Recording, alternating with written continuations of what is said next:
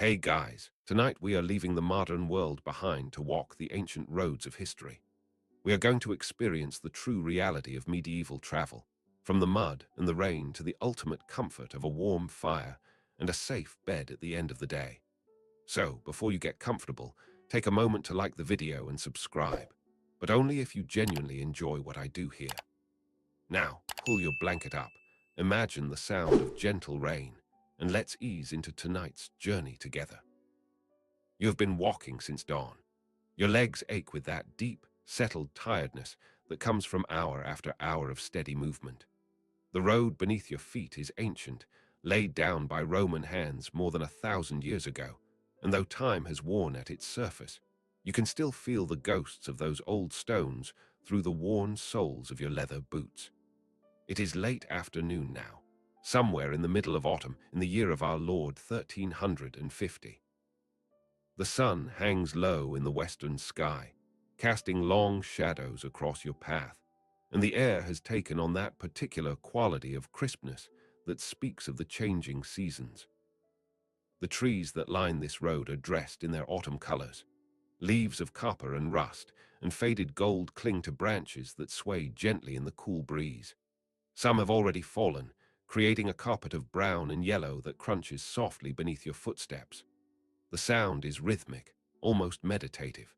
Crunch, step, over and over again. You have been listening to this sound for so long now that it has become the background music of your journey, as constant as your own breathing.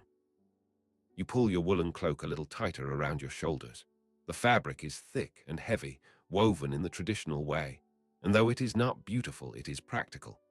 This cloak has been your companion for 3 years now, and it shows the marks of its service.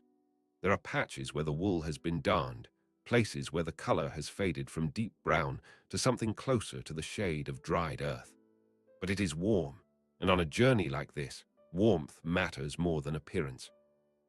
The road stretches ahead of you, disappearing into the forest that presses close on either side.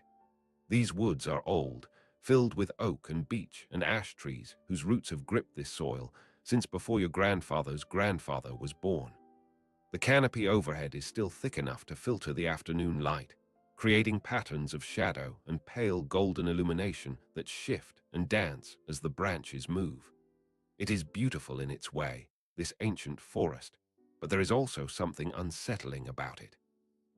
The trees seem to watch you as you pass, silent witnesses to your solitary journey. You shift the weight of your pack on your shoulders, feeling the pull of it against your back. Everything you need for this journey is contained in this leather bag. It is not much, but it is heavy enough after a full day of walking. The straps have worn grooves into your shoulders over the hours, and you can feel the dull ache of that constant pressure.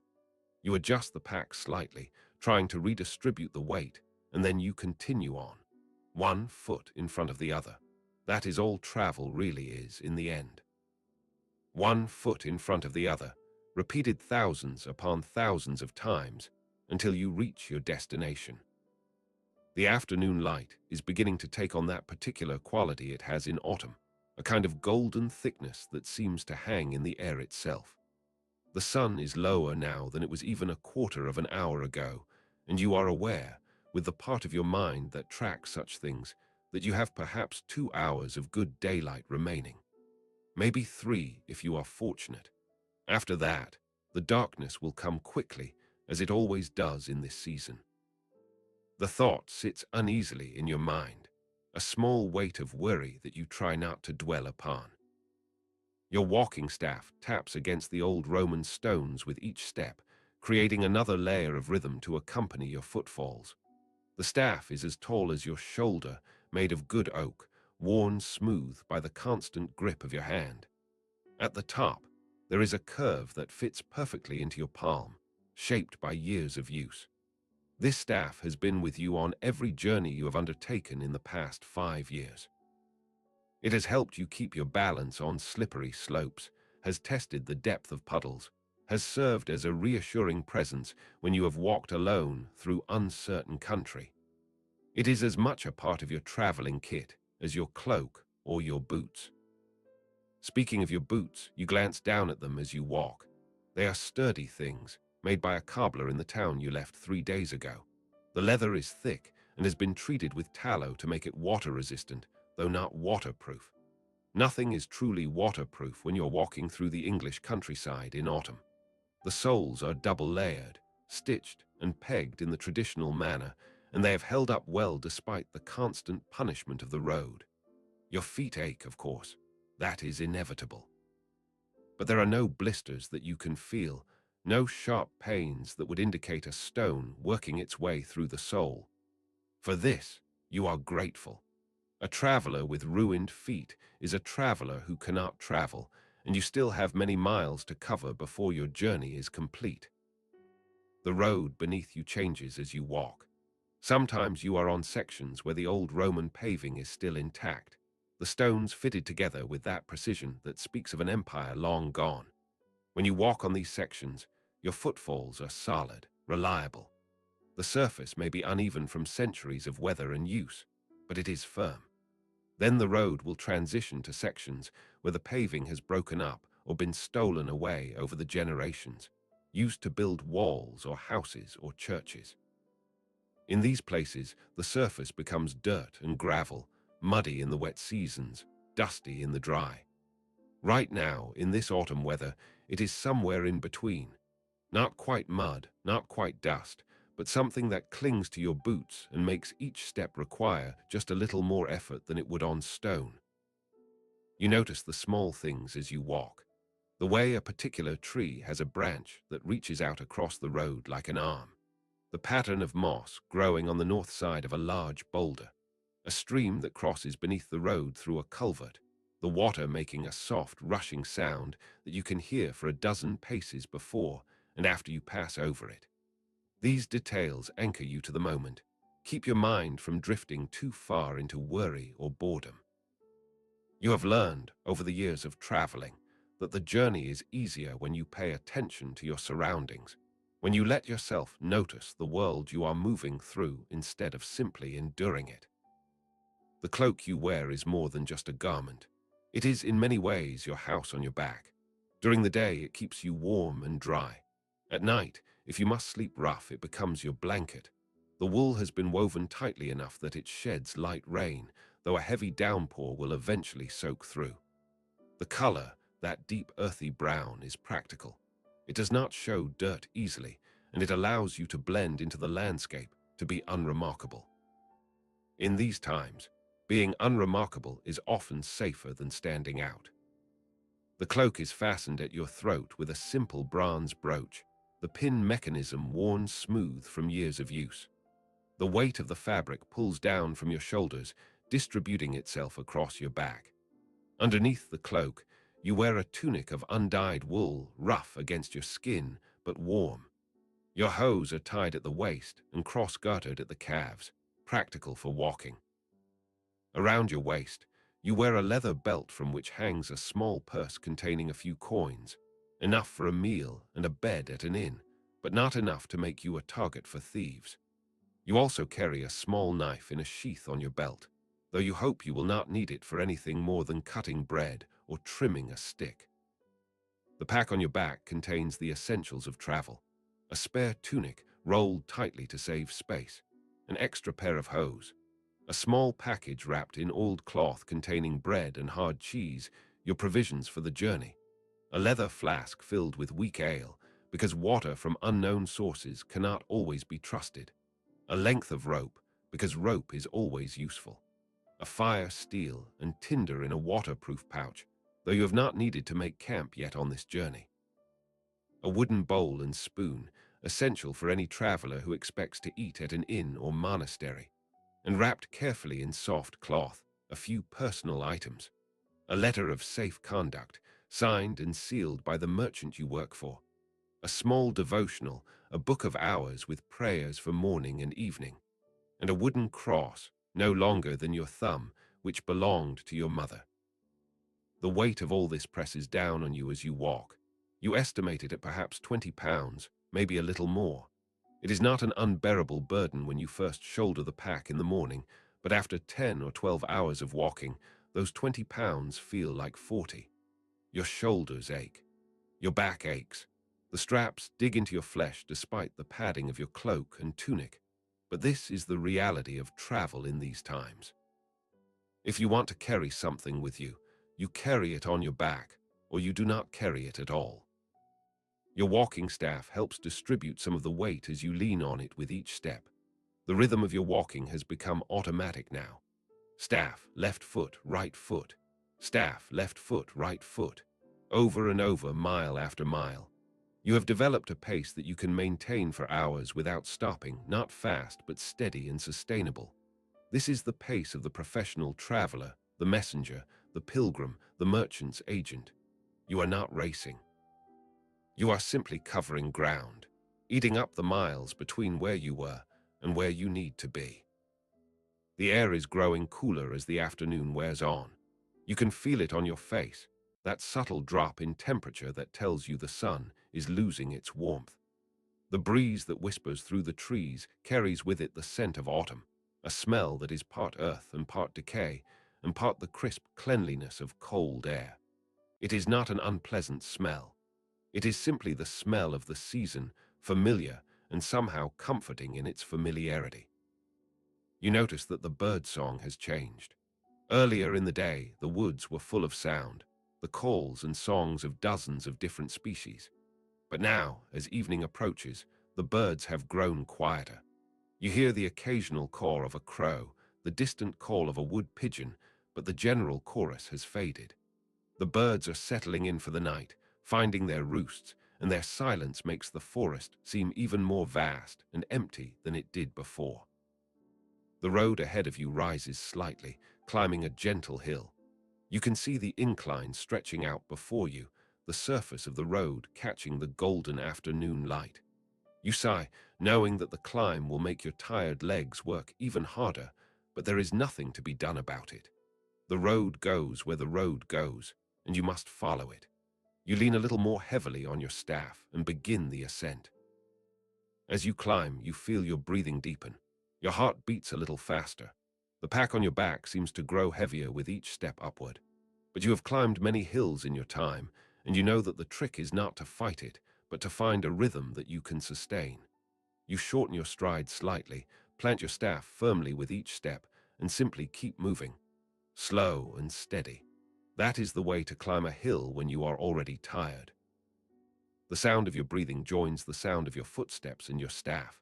You can hear the air moving in and out of your lungs, feel the slight burn in your chest that comes from exertion after hours of travel. But it is not unbearable. It is simply the body working, doing what it was made to do. You focus on the rhythm. Breathe in 2 steps. Breathe out 2 steps. The pattern helps, gives your mind something to focus on besides the ache in your legs and the weight on your shoulders. At the top of the hill, you pause for a moment to catch your breath. From this vantage point, you can see back the way you came, the road snaking through the forest behind you.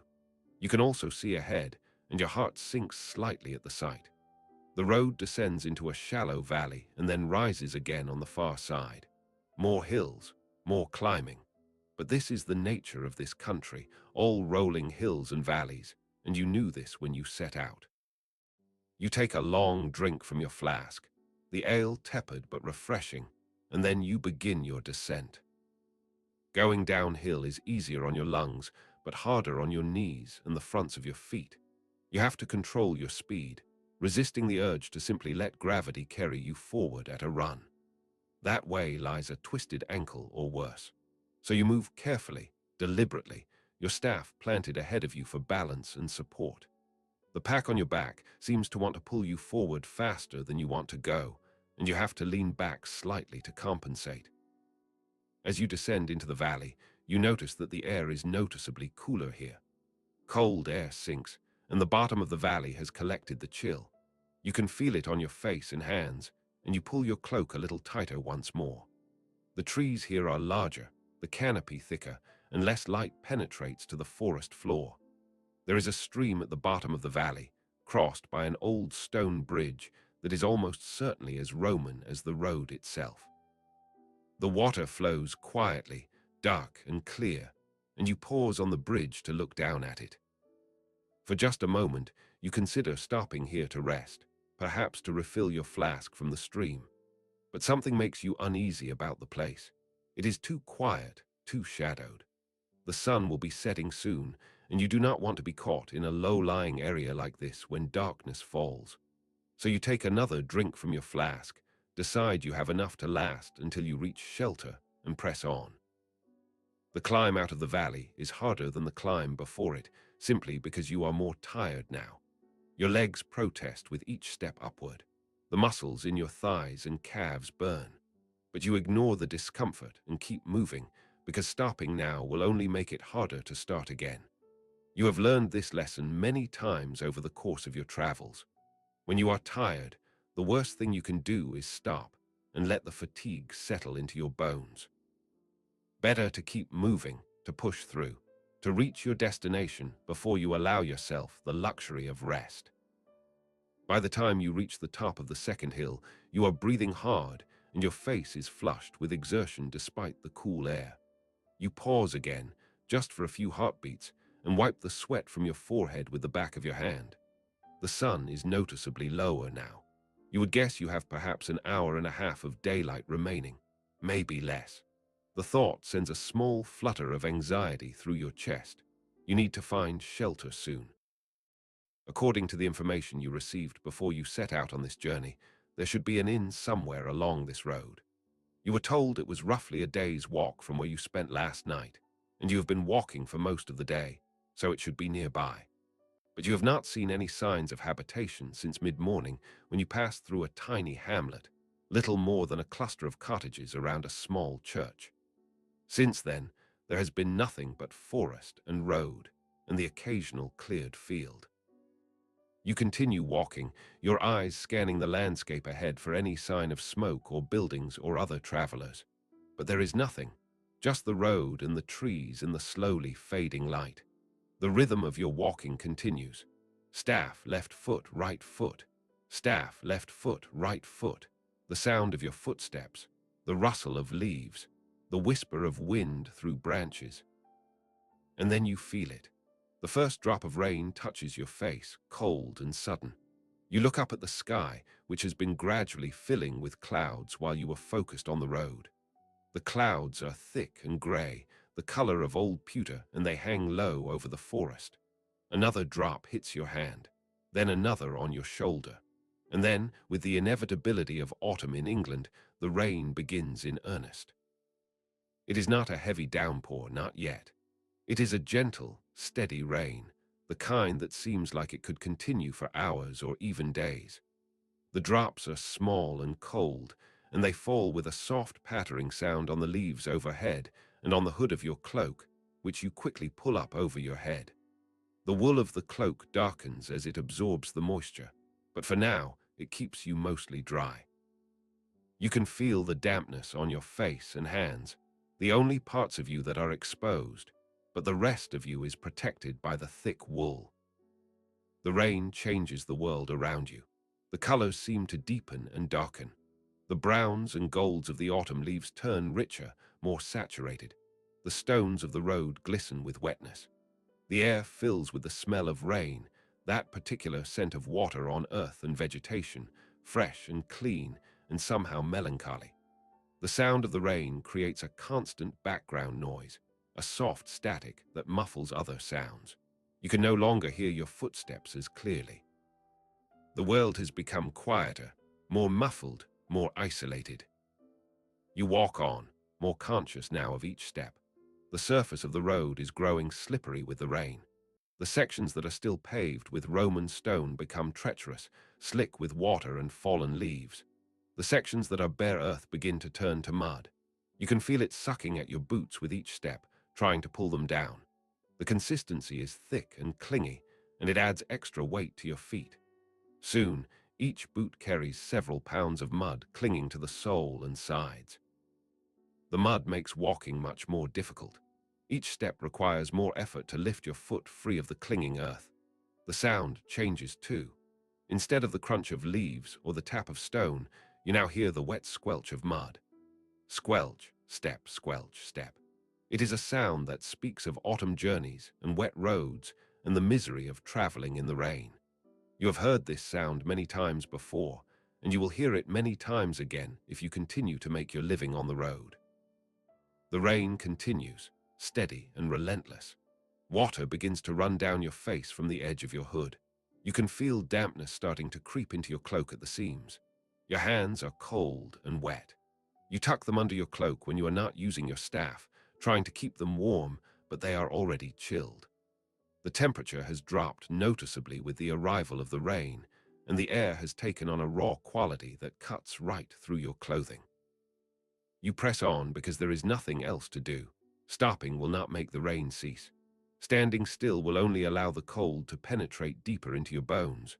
The only way forward is forward, so you keep walking. Staff, left foot, right foot. Squelch, squelch, squelch. The mud tries to hold you back with each step, but you pull yourself free and take another step, and then another. Progress is slower now, but it is still progress. The light is fading faster now. The combination of the approaching evening and the dark rain clouds overhead means that the world is dimming rapidly. The forest, which was merely shadowed before, is becoming dark. The trees are losing their individual detail, becoming silhouettes, shapes of darkness against a slightly less dark sky. You can still see the road ahead of you, but you have to look more carefully now to see where you are placing your feet. A new feeling begins to grow in your chest. Not quite fear, but something close to it. Anxiety, unease. The knowledge that you are alone on a dark road in the rain, with night coming on fast and no shelter in sight. You try to push the feeling away, to focus on the practical matter of putting one foot in front of the other, but it lingers at the edge of your thoughts like an unwelcome companion. You know that the forest at night is not necessarily dangerous, but the knowledge does little to comfort you. There are few wolves left in this part of England, though they still exist further north. Bears are long gone. The greatest danger comes not from animals but from other travelers, from outlaws and bandits who prey on those foolish or unlucky enough to be caught alone after dark. You touch the knife at your belt, feeling its small weight, and you know it would be little use against a determined attack. Your best defense is to avoid trouble entirely, and the best way to do that is to find shelter before full darkness falls. But where is that shelter? You were told there would be an inn. Surely it cannot be much further. You have been walking all day, covering what must be 15 or 16 miles. The inn should be nearby. It must be nearby. You strain your eyes, looking ahead into the gloom, searching for any sign of habitation. But there is nothing. Just the dark road and the darker forest and the constant whisper of rain. Your boots are now so caked with mud that you can barely feel the ground beneath them. Each foot must weigh 5 pounds more than it did an hour ago. The mud builds up on the soles, making you taller, making each step awkward and unbalanced. Every few minutes, you have to stop and scrape the worst of it off against a stone or a fallen log, but within a dozen steps, the mud has accumulated again.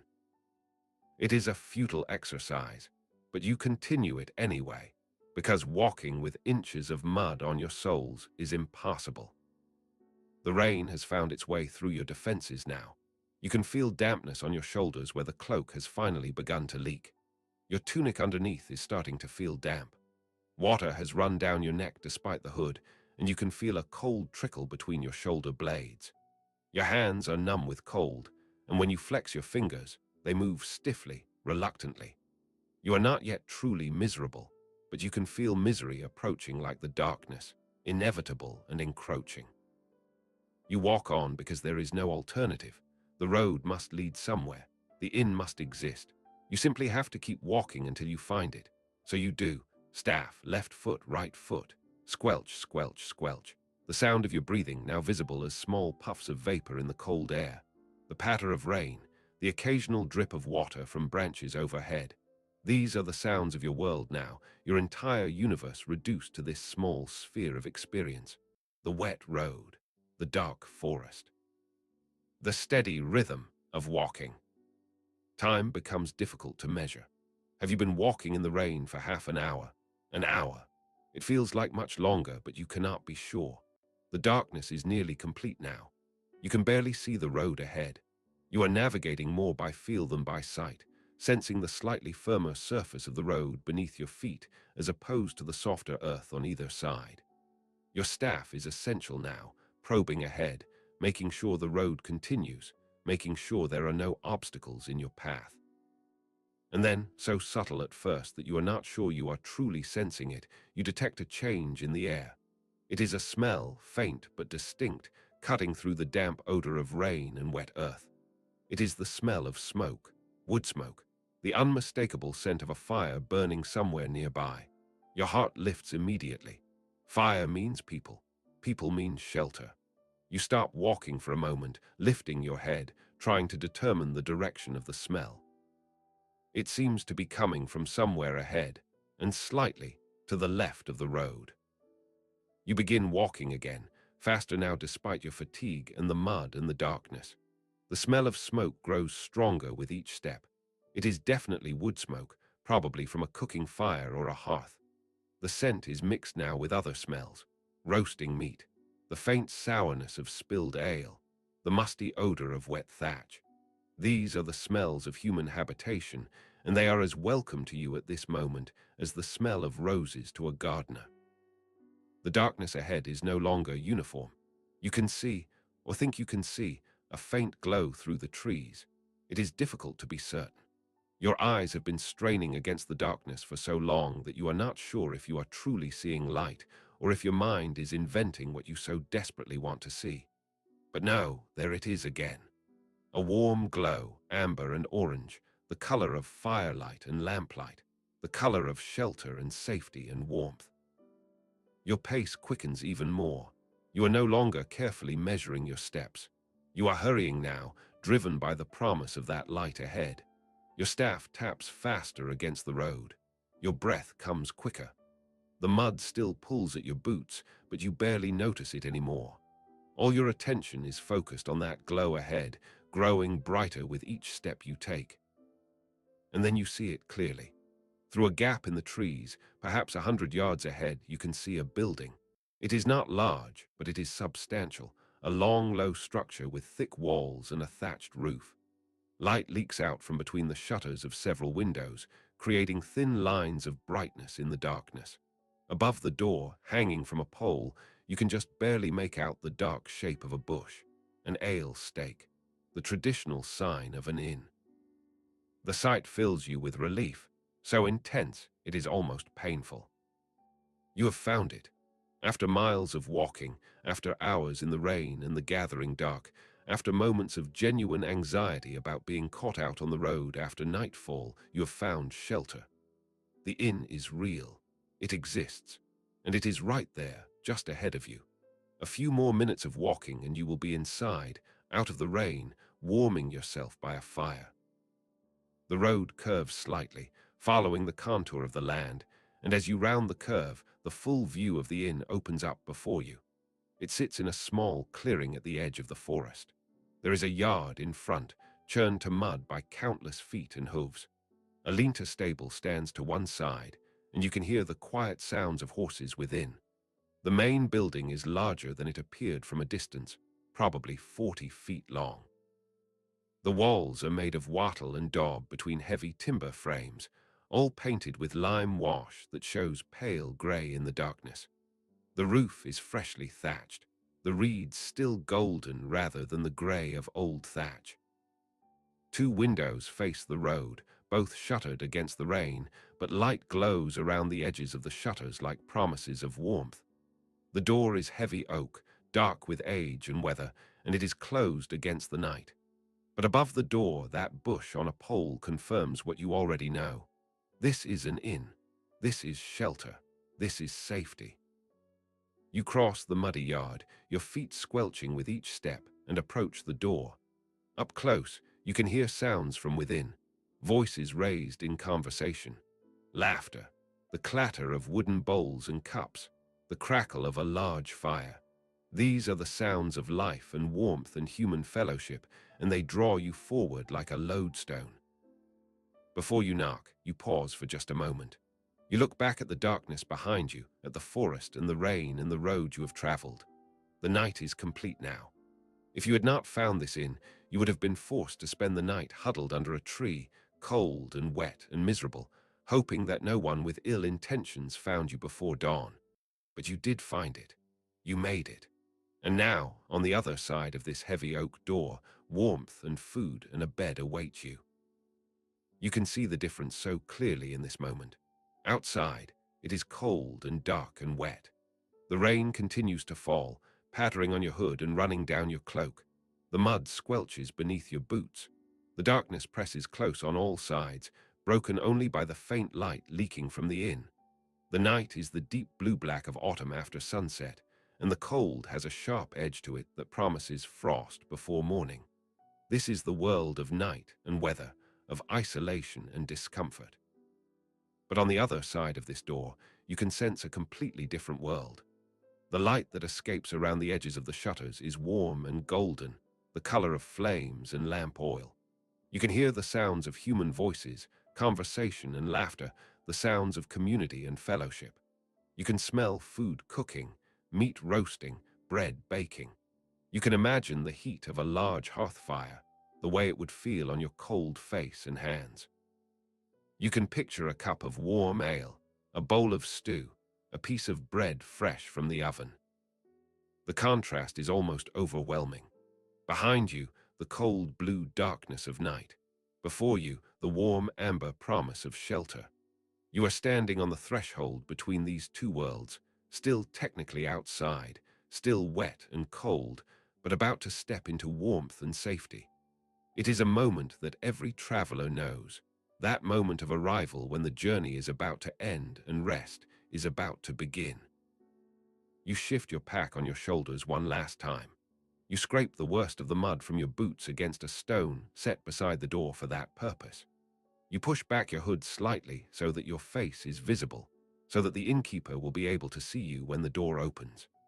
And then, with cold, stiff fingers, you reach out and lift the iron ring that serves as a knocker, letting it fall against the door with a solid thunk. For a moment, nothing happens. The voices inside continue. Then you hear footsteps approaching the door from within, heavy footsteps that make the floorboards creak. There is the sound of a bar being lifted, a heavy wooden beam sliding out of its brackets. Then the door swings inward, and you are hit by a wave of warm air that feels like a physical force after the cold of the night outside. The doorway frames a large room, the main common room of the inn. A fire blazes in a huge stone hearth that dominates the far wall, the flames leaping and dancing, sending flickering light and shadows across the entire space. There are tables and benches scattered throughout the room, and most of them are occupied. You can see a dozen people, maybe more, travelers like yourself who have found shelter here for the night. Some are eating, hunched over wooden bowls. Some are drinking from leather jacks or wooden cups. Some are simply sitting close to the fire, warming themselves, their faces flushed with heat. The walls are decorated with bundles of dried herbs hanging from the rafters, and strings of onions, and a few simple wooden tools. The floor is hard-packed earth covered with rushes that crunch underfoot. The air is thick with the smells of wood smoke and roasting meat and ale and humanity, all mixed together into something that is not entirely pleasant, but is entirely welcoming to a cold, wet traveler. Standing in the doorway, blocking your entrance for the moment, is a large man with a full beard and a stained apron tied around his considerable waist. He looks you up and down, taking in your muddy boots and your dripping cloak and the pack on your back. His expression is neutral, neither welcoming nor hostile, simply assessing. This is the innkeeper, you realize, and he is determining whether you are a paying guest or a beggar looking for a handout. You straighten your shoulders despite your fatigue and meet his gaze. Your hand goes to the purse at your belt where the coins rest. The gesture is subtle but deliberate. You are a paying customer. You have coin for a meal and a bed. You are not here to beg. The innkeeper's expression shifts slightly, warming just a degree. He steps back from the doorway and gestures you inside with a meaty hand. "Welcome, traveler," he says, his voice rough but not unkind. "Come in out of the weather. You are welcome to the Cross Keys Inn."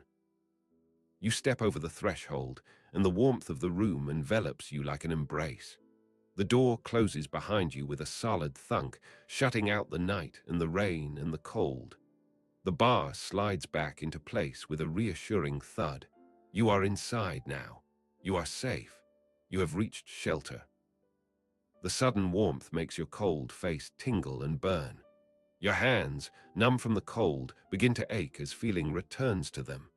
Water drips from your cloak onto the rushes at your feet, creating a small puddle. You can feel the heat from the fire across the room, reaching out to you, calling you closer. But first, you must attend to the practicalities. You unsling your pack from your shoulders, feeling the immediate relief as the weight comes off. Your shoulders ache fiercely now that the burden is removed, and you roll them slightly, trying to ease the stiffness. The innkeeper is watching you, waiting. His arms are crossed over his broad chest, and he is clearly expecting you to state your business. "I would like a bed for the night," you say, your voice sounding strange in your own ears after hours of silence on the road. "And a meal, if there is food to be had. And ale." The innkeeper nods. "I have both food and beds," he says. "The meal is pottage with bacon and bread. The ale is fresh brewed just 3 days ago. The bed is a space on the sleeping platform above, shared with the other guests. It will cost you fourpence for all." Fourpence is not unreasonable. It is what you expected to pay. You reach into your purse and extract 4 silver pennies, placing them in the innkeeper's outstretched palm. He examines them briefly, checking their weight and quality, and then nods in satisfaction. The coins disappear into a pocket in his apron. "Find yourself a place by the fire and dry off," the innkeeper says. "I will bring you food and drink shortly." And he turns and makes his way toward what must be the kitchen, disappearing through a doorway at the back of the room. You are left standing near the door, still dripping, and you become aware that several of the other guests are watching you with mild curiosity. A new arrival is always of interest in a place like this, a break in the routine of the evening. But their gazes are not hostile, merely curious, and after a moment, they return to their own conversations and meals. You make your way toward the fire, threading between the tables and benches. Your pack is still in one hand, your staff in the other. Your boots leave muddy footprints on the floor, but everyone else's boots have done the same, and the floor is already a mess of mud and spilled ale and dropped food. You will not be making it worse. There is a space on a bench near the fire, and you claim it gratefully, setting your pack on the floor beside you and leaning your staff against the wall. You unfasten the brooch at your throat and let your cloak fall back from your shoulders. Steam rises immediately from the wet wool as the heat of the fire reaches it. You hold your hands out toward the flames, feeling the warmth start to penetrate your cold fingers. It is almost painful at first, that sensation of frozen flesh warming, but it is also deeply satisfying. You close your eyes for just a moment, letting yourself simply feel the heat, the relief of being inside, the knowledge that the hard part of the day is over. You have walked perhaps 16 or 17 miles today. You have climbed hills and splashed through mud and walked for an hour in the rain as darkness fell. But now you are here, safe and warm, with food and drink on the way and a bed waiting for you when you are ready to sleep. Around you, the life of the inn continues. At the next table, 2 men are engaged in an animated conversation about the price of wool. At another table, a merchant is carefully counting coins by the light of a tallow candle. Near the fire, an old woman sits with a cup of ale, staring into the flames with the blank expression of someone who has traveled far and is simply grateful to be still. These are your companions for the evening, fellow travelers, who have also found their way to this shelter against the night. The innkeeper returns carrying a wooden bowl and a leather jack filled with ale. He sets them before you on the scarred surface of the table. The bowl is full of thick pottage, barley and vegetables cooked with chunks of bacon until everything is soft and flavorful. The smell makes your mouth water immediately. You realize you have not eaten since mid-morning, just some bread and cheese eaten while walking, and you are ravenously hungry. Bread is coming, the innkeeper says, and then he moves on to serve another guest who has called for more ale. You pick up the wooden spoon that was in your bowl and begin to eat. The pottage is hot and rich and salty from the bacon. It burns your tongue slightly, but you barely care. It is food, real food, hot food, and it is exactly what your body needs after a long day of cold and exertion. You eat steadily, methodically, savoring each bite. The warmth of the food spreads through you from the inside, complementing the warmth of the fire from the outside. Between bites, you drink from the jack of ale. It is good ale, slightly sweet, with just enough bitterness to balance it. It is not watered, or if it is, not much. You can feel it warming your belly, relaxing muscles that have been tense all day. The combination of food and drink and warmth and safety is almost overwhelming. You feel your body beginning to relax, the tension draining out of your shoulders and back and legs. A young girl, probably the innkeeper's daughter, appears with a trencher of bread, 2 thick slices cut from a large loaf. The bread is brown and heavy, made from a mix of wheat and rye, and it is perfect for soaking up the last of the pottage from your bowl. You thank her, and she gives you a shy smile before hurrying away to help other guests. As you eat, you look around the room more carefully, taking in the details now that you are settled. The inn is clearly successful. The furniture, though simple, is well made and solid. The hearth is large and well maintained. The roof above does not leak, which you can tell because there are no buckets placed to catch drips despite the rain that is still falling outside. This is a good inn, well run, the sort of place that travelers speak of favorably when they reach their destinations. The other guests are a mixed group.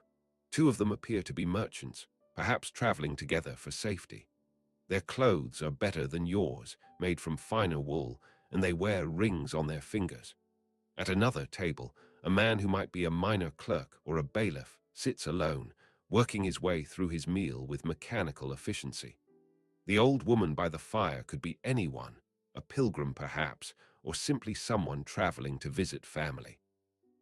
And there are others, faces made indistinct by the flickering firelight, all of them here for the same reason you are.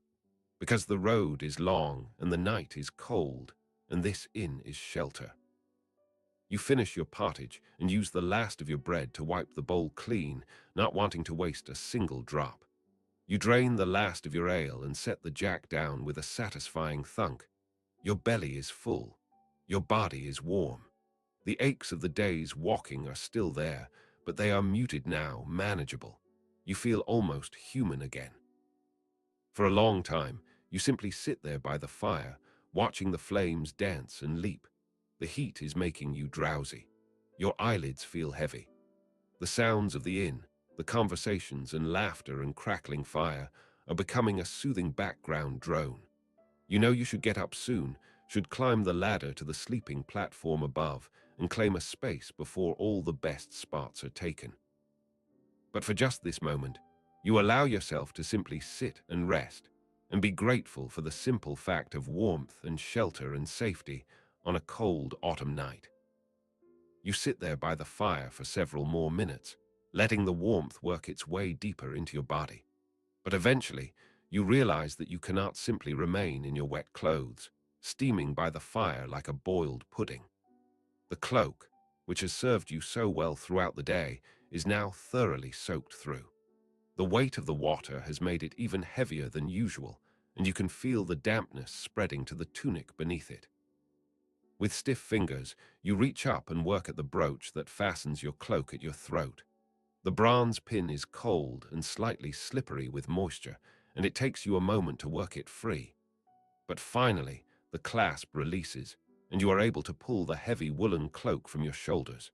The relief is immediate. Without the wet weight pressing down on you, you feel lighter, freer.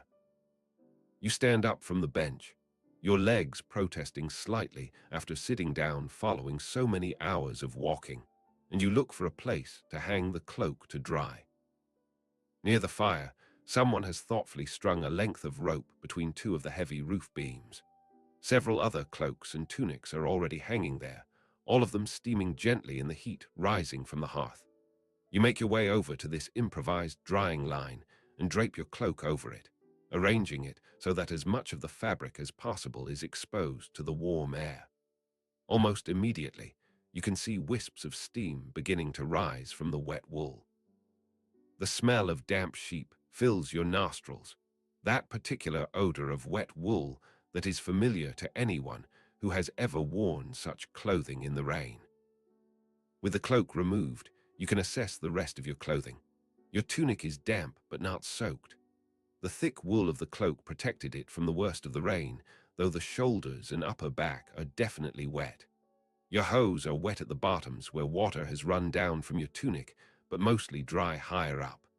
Your boots, of course, are not only wet but caked with mud, though you have already scraped off the worst of it outside. You return to your spot on the bench close to the fire and position yourself so that the heat can reach your damp clothing. You can feel the warmth working on the wet fabric of your tunic, slowly drawing out the moisture. More steam rises from you, joining the steam from your cloak and the steam from a half-dozen other travelers who are also drying themselves.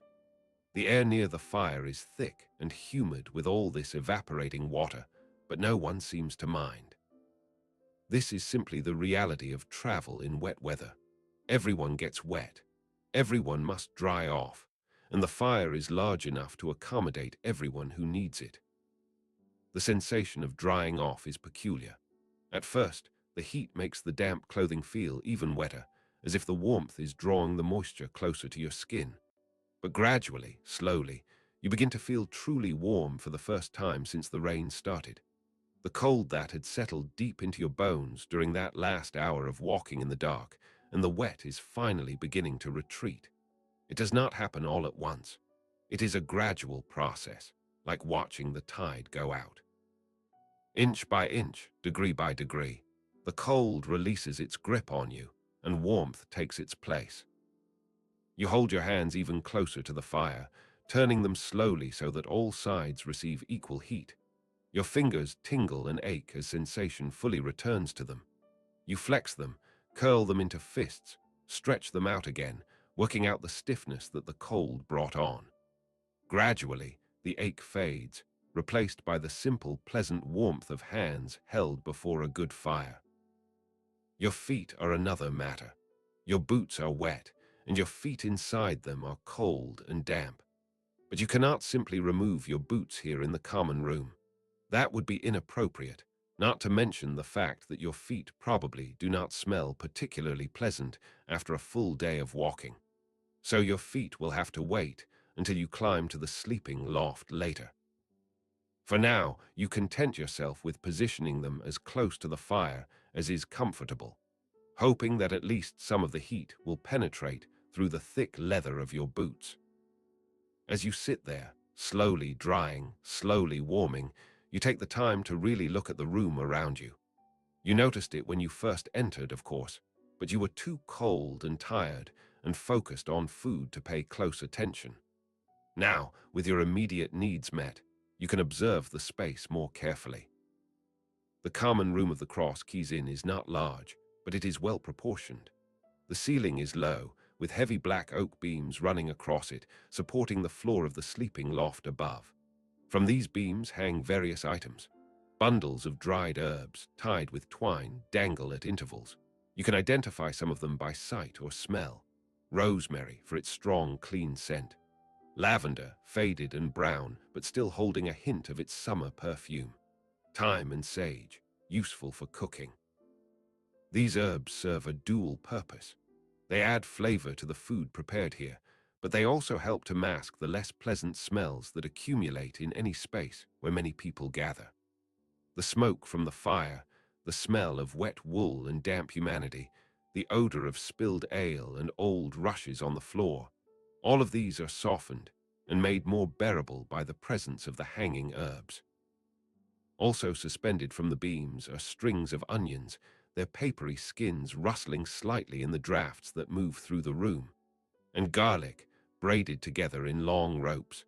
These two are both practical and decorative food storage that also adds to the atmosphere of the space. There are other things as well. A few old horseshoes, hung for luck. A bundle of what might be dried flowers, though they are so faded now that it is hard to tell. A carved wooden figure, possibly a saint, though too smoke-darkened to identify clearly. The walls of the inn are made of wattle and daub, willow branches woven together and then plastered over with a mixture of mud, straw, and animal dung. The plaster has been painted with lime wash, which was probably white when first applied, but has now mellowed to a soft cream color, stained brown in places by smoke and age. The walls are not decorated with any paintings or tapestries. This is not a noble's hall. It is a working inn, and the walls are simply functional, plain, designed to keep out the weather and nothing more. The floor is packed earth, hard as stone from years of foot traffic. It has been covered with rushes, fresh ones by the smell of them, probably laid down within the last week or so. The rushes help to absorb spills and dropped food, and they provide a small amount of insulation against the cold rising from the ground. When they become too soiled or start to smell, they will be swept out, and new ones will be laid down. It is a simple system, but effective. The furniture is all of heavy oak, dark with age and use. The tables are long, meant to accommodate many guests at once, and they are scarred and stained from years of service. Cups have left rings in the wood. Knives have carved initials and marks. Spills have darkened the grain. But the tables are solid and sturdy, and they show no signs of wobbling or weakness. The benches are equally solid, long planks supported by thick legs, smoothed by the passage of countless backsides over the years. The hearth that dominates the far wall is the heart of the inn, both literally and figuratively. It is built of stone, large irregular blocks that have been fitted together with skill. The opening is perhaps 4 feet wide and 3 feet high, large enough to accommodate substantial logs, and the fire burning within is indeed substantial. Great pieces of oak, split and seasoned, are arranged in a pile, and the flames that rise from them are bright and hot and generous with their warmth. The smoke rises up into a wide chimney, though not all of it makes it that far. Some of it drifts out into the room, adding to the haze that hangs in the air, but this is expected and accepted. A room without at least a little smoke would seem strange, unnatural.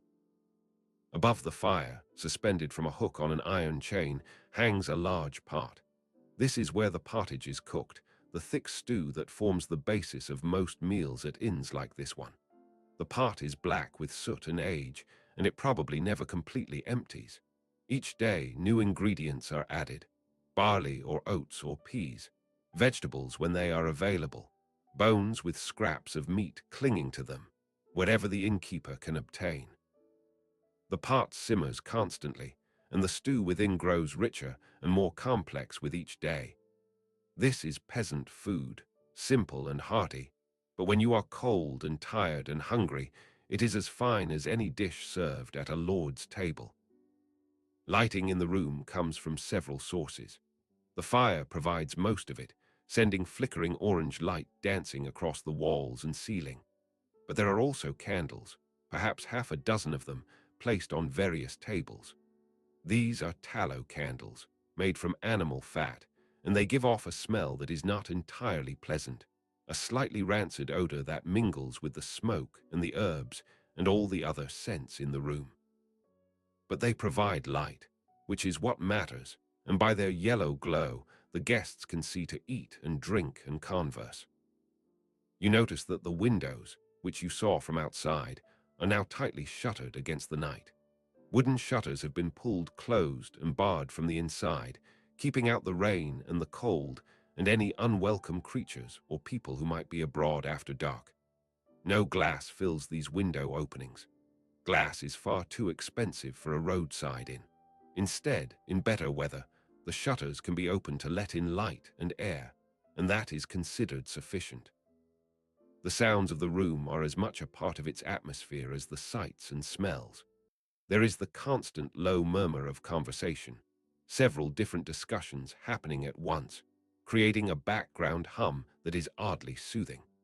You cannot make out individual words unless you focus on a particular conversation, but the general sound of human voices, low and companionable, is comforting after the silence of the road.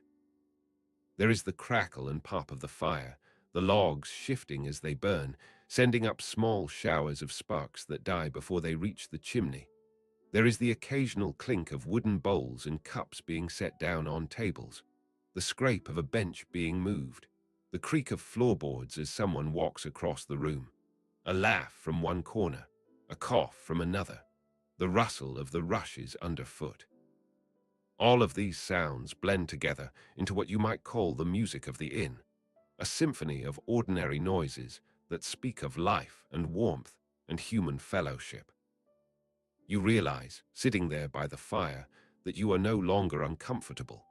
The transition happened so gradually that you barely noticed it, but somewhere in the last quarter hour, you shifted from being cold and wet and miserable to being warm and dry and content. Your clothes are no longer dripping. The worst of the dampness has been driven out by the heat of the fire. You are not completely dry, not yet, but you are dry enough. The aches in your legs and shoulders from the day's walking have faded to a dull background sensation, easily ignored. Your belly is full of hot food and good ale, and you are sitting in a warm room with a fire and other people, safe from the night and the rain. It is a good feeling, perhaps one of the best feelings a traveler can experience. The satisfaction of having completed a hard day's journey and arrived safely at shelter. The relief of being out of the weather. The simple physical pleasure of warmth after cold, of dryness after wet, of fullness after hunger. These are not complex joys. They are simple, basic, animal pleasures. But they are real and powerful and deeply satisfying. You allow yourself a small smile as you stretch your legs out toward the fire. Tomorrow, you will have to rise early and continue your journey. There are many more miles to cover before you reach your final destination. But tomorrow is tomorrow. Right now, in this moment, you have everything you need, and that is enough. You lean back against the wall, feeling the solid timber frame through your tunic, and you let your gaze wander around the room once more. The other guests have mostly finished their meals and are now engaged in the evening activities that occupy travelers when they gather at an inn. It is interesting to observe them, these strangers with whom you are sharing this temporary shelter. At the table nearest to you, two men sit hunched in close conversation. From their dress, you judge them to be merchants, men of some means but not wealthy. They are both perhaps 40 years old, with the weathered faces of men who spend much of their time outdoors. One of them has a small leather purse on the table before him, and as you watch, he opens it and carefully counts out a number of silver coins. His companion watches closely, occasionally nodding or shaking his head. They are conducting some kind of business, settling a debt perhaps, or agreeing on the price of goods to be traded. Their voices are too low for you to hear the details, but their manner is serious and focused. This is important to them, this exchange of coins and agreements. Their livelihoods depend on such transactions. At another table, sitting alone, is a man who might be a clerk or a scribe. He is thin, with ink-stained fingers and a scholarly stoop to his shoulders. Before him on the table is a small book, probably a devotional, and he is reading by the light of a candle, his lips moving slightly as he follows the words. Every so often, he pauses to take a sip from his cup of ale, but his attention never really leaves the book. He seems entirely absorbed in his reading, unaware of or uninterested in the activity around him. Perhaps he is a clerk traveling on his master's business, or perhaps he is a pilgrim reading his prayers before sleep. Either way, he appears content in his solitude. Near the door, as far from the fire as one can be while still remaining in the common room, sits a man who can only be a messenger. He is young, perhaps 20, and lean in the way of people who spend their days running or riding long distances. His clothes are practical and worn, made for movement rather than appearance. A leather satchel sits on the bench beside him, probably containing the letters or documents he is carrying. He eats his meal quickly, efficiently, shoveling the pottage into his mouth with mechanical speed. This is a man who is used to eating on the move, who sees food as fuel rather than pleasure. He will be up before dawn, you suspect, back on the road while the rest of you are still sleeping. Messengers do not have the luxury of leisurely travel. The old woman you noticed earlier is still sitting by the fire, though she has moved to a different seat, one even closer to the flames. She has finished her ale and now simply sits, her hands folded in her lap, staring into the fire with an expression of profound weariness. Her face is deeply lined, marked by years of work and weather.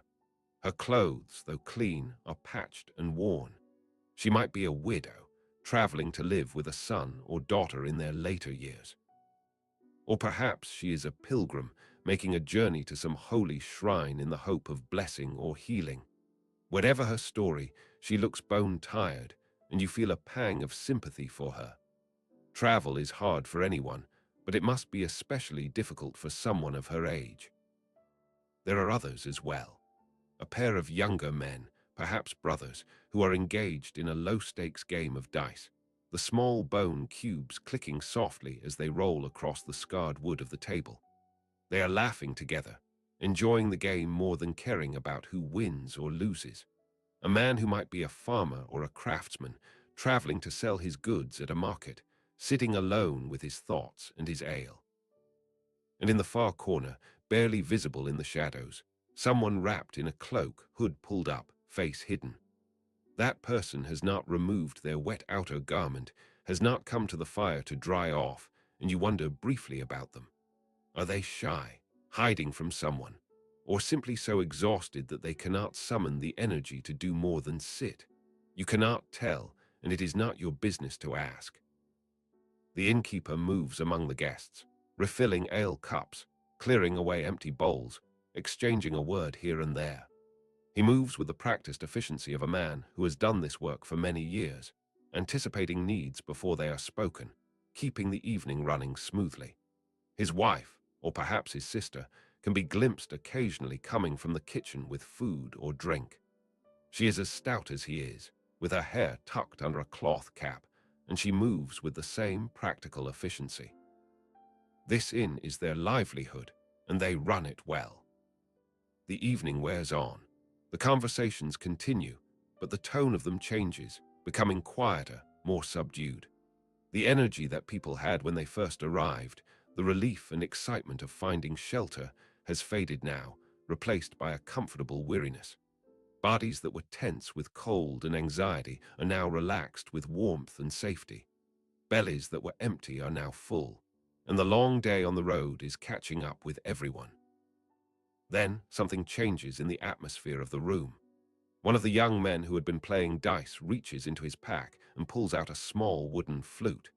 He examines it for a moment, checking that it is undamaged, and then he puts it to his lips and begins to play.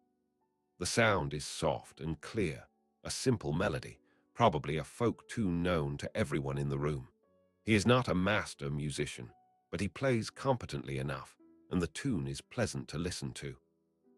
The conversations in the room do not stop, but they quiet somewhat as people listen to the music. It is a welcome addition to the evening, this simple entertainment. No one has asked him to play. He has simply done it, offering this small gift to his fellow travelers. It is the kind of spontaneous generosity that can happen in spaces like this, where strangers are thrown together by circumstance and find, if only for a night, a sense of temporary community. The tune he plays is melancholy, as so many folk songs are. It speaks of lost love or distant homes or the passage of time. You do not know the words, but you do not need to. The melody itself carries the emotion, and you find yourself drifting on it, your mind wandering to memories of your own. Other journeys, other inns, the people you have known and the places you have been. The music creates a space for reflection, for a gentle sadness that is not quite grief but something softer, more bittersweet. After the first tune ends, someone calls out a request for another, and the flute player obliges. This one is slightly more lively, a dance tune perhaps, though no one is going to dance tonight. But a few feet tap in time with the rhythm, and you see the old woman by the fire nodding her head slightly, caught by the music despite her weariness. The flute player performs 3 or 4 songs in total, and then he lowers the instrument and accepts the scattered words of appreciation from his audience. Someone buys him a cup of ale, which he accepts with a smile. And then the room settles back into quiet conversation, the music having served its purpose. It has marked a moment, created a memory that everyone here will carry with them. When you think back on this night, months or years from now, you will remember the young man with the flute, playing by candlelight in a roadside inn while the rain fell outside. As the evening progresses further, the fire begins to burn lower. The innkeeper adds another log, but not as large as the ones that were burning before. The heat is still sufficient, but the flames are not as high, not as energetic. This is the fire beginning its slow decline toward embers, toward the end of the evening. It is a signal, subtle but clear, that the night is advancing and soon it will be time for sleep. You notice that some of the other guests are already making preparations for bed. The old woman has risen from her seat by the fire and is making her way slowly toward the ladder that leads up to the sleeping loft. The clerk has closed his book and tucked it safely away. The merchants have finished their business and are draining the last of their ale. The general movement in the room is toward winding down, toward rest. You realize that you should probably do the same. You are warm now and dry enough. You have eaten well and drunk your fill. Your body is tired, that deep tiredness that comes from physical exertion and long hours of walking. And there is nothing more to be gained by sitting here in the common room. It is time to find your bed. You stand up from the bench, feeling your muscles protest slightly. They have stiffened up during the time you were sitting, and they do not particularly want to move again. But you stretch carefully, feeling the joints crack and pop, and gradually the stiffness eases. You collect your pack from where it sits by your feet. Your cloak is still hanging by the fire, and you go to check on it. The wool is still damp, but much improved from before. It will finish drying overnight, and by morning it will be ready to wear again. You leave it where it is. The innkeeper is nearby, and you approach him. He looks up from wiping down a table and raises his eyebrows in silent question. "I would like to retire now," you say. "Where should I go?" He gestures toward the far end of the room, where a sturdy wooden ladder leans against the wall, leading up to an opening in the ceiling. "Up there," he says. "Find yourself a spot. There is fresh straw laid down, and blankets if you need them. Chamber pot is in the corner if you need it in the night." His tone is matter-of-fact, businesslike. He has said these words 1,000 times before to 1,000 different travelers. You thank him and make your way toward the ladder. It is made of rough-hewn wood, smoothed by many hands, but still solid and sturdy. You climb it carefully, your pack slung over one shoulder, your tired legs lifting you one rung at a time. Your head passes through the opening in the floor, and you emerge into the sleeping loft.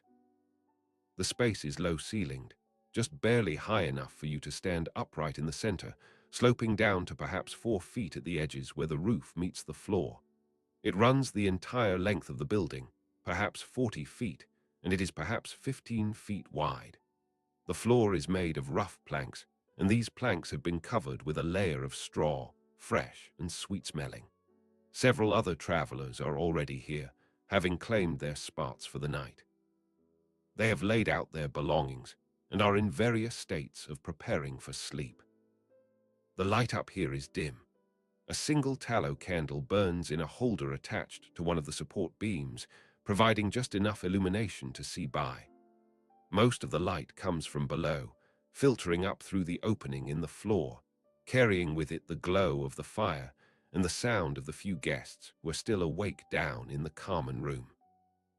You move toward the far end of the loft, away from the ladder, looking for a good spot.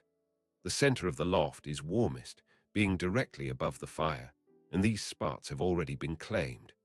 but you find a place near the wall that is unoccupied, and it will do well enough. It is not directly above the fire, so it will not be as warm, but it is away from the drafts that might come through gaps in the roof, and it is far enough from the other travelers that you will have some small measure of privacy. You drop your pack on the straw and then kneel down beside it. The straw rustles beneath your weight, a soft, dry sound. You open your pack and pull out your belongings. There is not much to arrange. You take out your spare tunic and lay it aside. You will not need it tonight, but you want to know where it is. You take out the length of rope, the fire steel and tinder, the wooden bowl and spoon, setting them all neatly beside your pack. And then you reach in and pull out the item you were looking for, the one piece of bedding you carry with you. A blanket made of thick wool, dark brown like your cloak. It is not large, just big enough to cover your body when you are lying down, but it is warm and serviceable, and it has been your companion on many journeys. The sleeping loft is furnished only with the straw on the floor.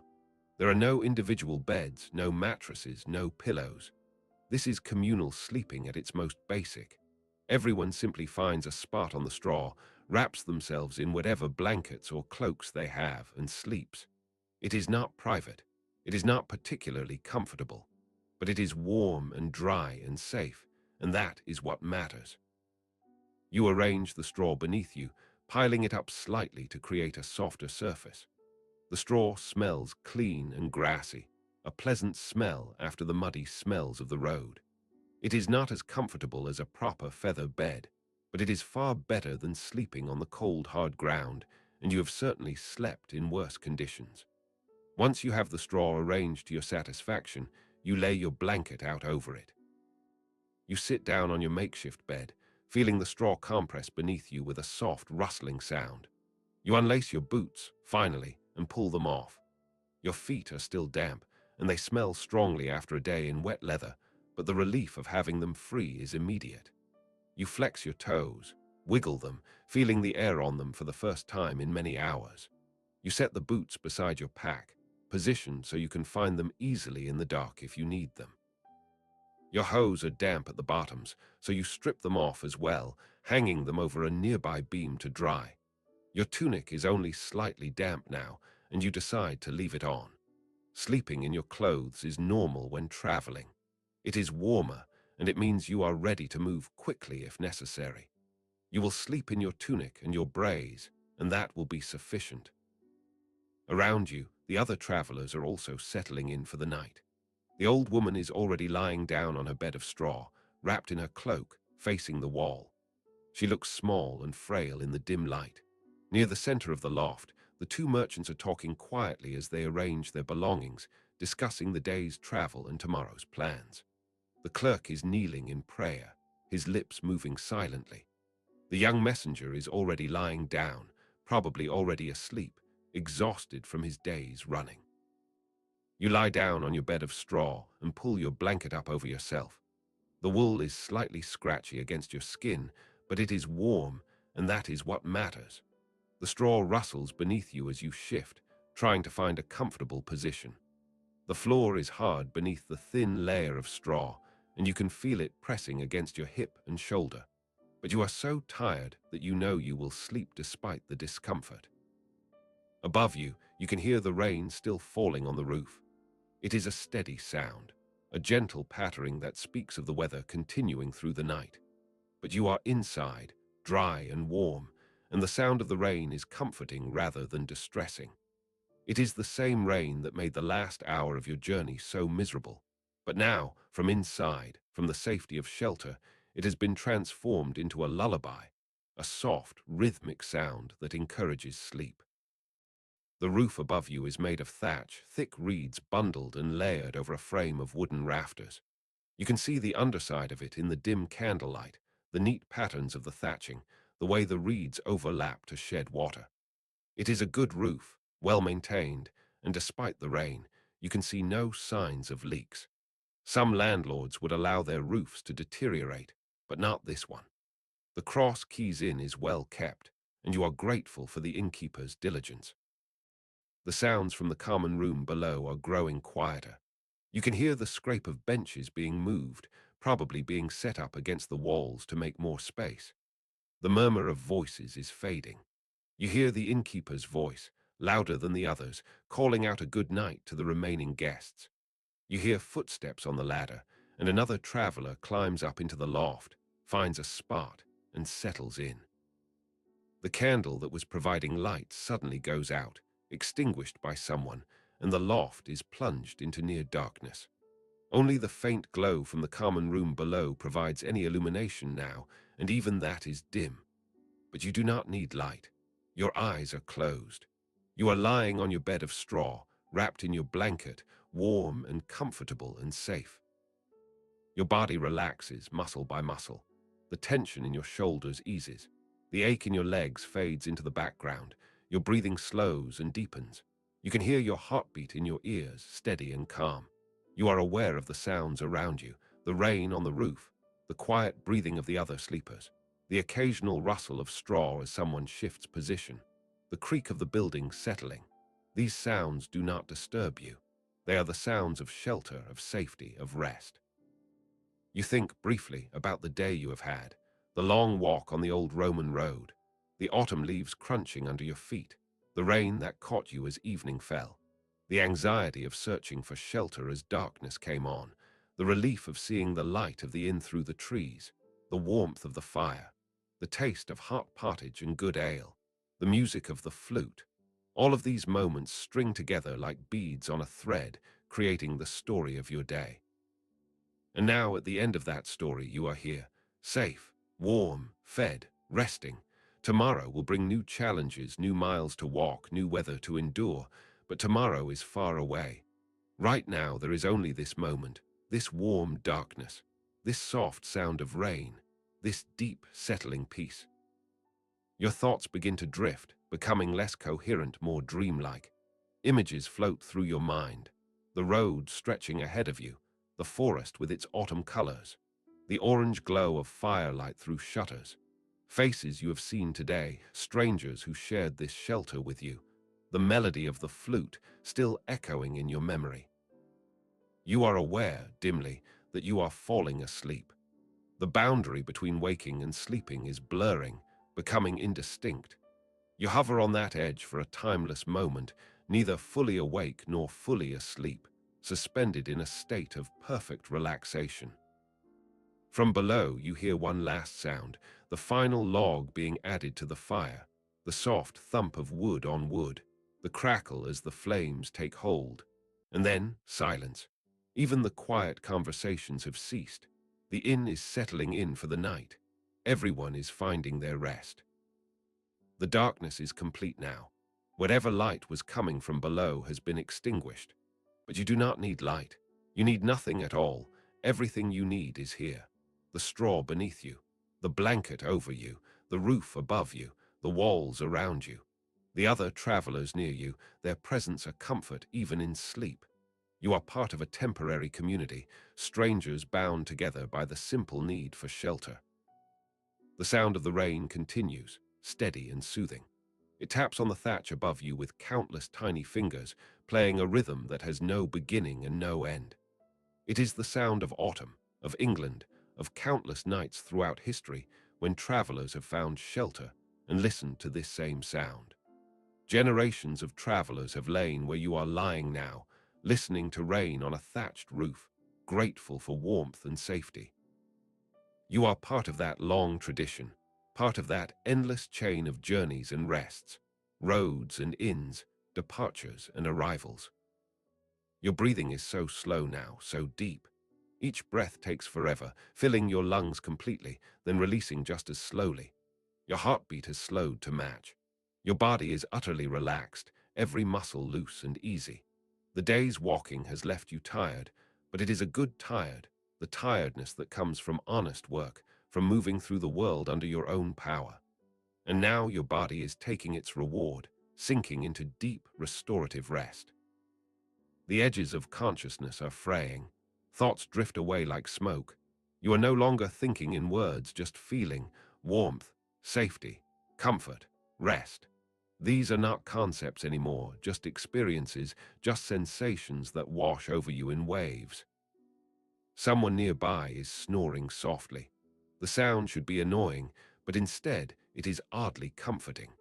It is a human sound, a sign of life, a reminder that you are not alone.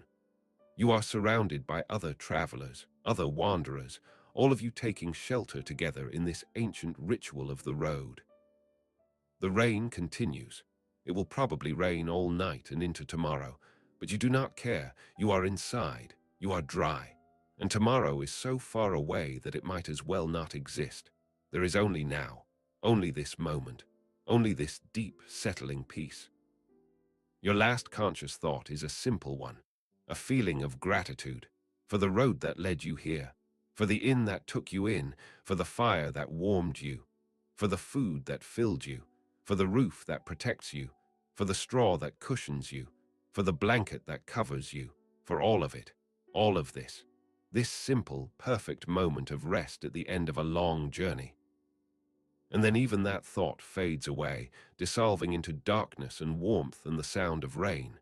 You are asleep now, truly asleep, deeply asleep. Your breathing is so quiet it can barely be heard. Your body is still. You have found your rest. And as the last candle is blown out downstairs, the inn falls silent. The rain continues to tap against the roof, a rhythm that carries you away. You are warm, you are full, and you are safe. Sleep well.